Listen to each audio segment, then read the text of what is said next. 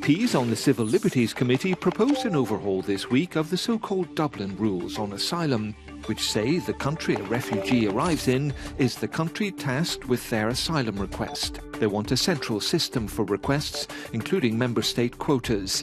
It passed by 44 votes to 11. It is natural that the Dublin regulation has very negative connotations because what it places is a disproportionate burden on member states that are at the periphery. As an EU summit on migration began in Brussels on Thursday, Martin Schulz, President of the Parliament, met with King Abdullah II of Jordan and the Cypriot President, Nikos Anastasiades. Meanwhile, MEPs harnessed social media to reach out to citizens on the crisis. French MEPs Jean Arthuis and Sylvie Guillaume led a 45-minute live Facebook chat and after reported lively, challenging and connecting exchanges. The European Commission has gun controls in its sights, demanding stricter controls over museums and collectors and on buying firearms online. The idea is to limit terrorists' ability to rebuild and shift weapons across borders. At a public hearing held by the Internal Market Committee, leading experts were wary.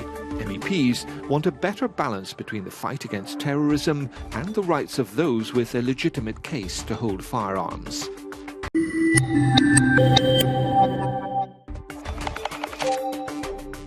Big-hitting multinationals IKEA, McDonald's, Google and Apple were called by the Special Committee on Tax Rulings for their stance on new proposals on corporate tax, designed to close loopholes and arrangements that allow companies to slash their tax liabilities.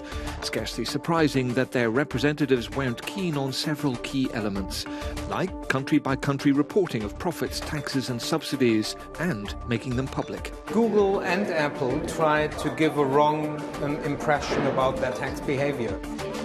On Wednesday, MEPs on the Employment Committee supported calls for a rewrite of legislation on parental leave that goes back to 1996, but they consider out of sync with today's economic and social climate. This is a parliamentary initiative which the Commission doesn't have to follow, but it's supported by several major union and social organisations.